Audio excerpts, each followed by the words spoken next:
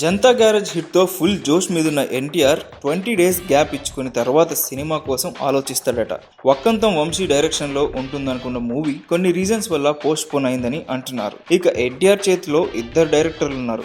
ఒకరు పూరి జగన్నాథ్ కాగా మరొకరు బోయపాటి సీను. బోయపాటి సీను దమ్ముతో ఎన్టీఆర్ని డిసప్పాయింట్ చేశాడు. ఆ మాటకొస్తే పూరి కూడా అప్పట్లో ఆంధ్ర వాళ్ళతో అప్సెట్ చేశాడు.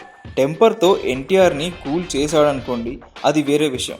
బోయపాటికి కూడా ఛాన్స్ ఇస్తే ఎన్టీఆర్తో లెజెండ్ వంటి హిట్ ఇస్తాడు అని అంటున్నారు.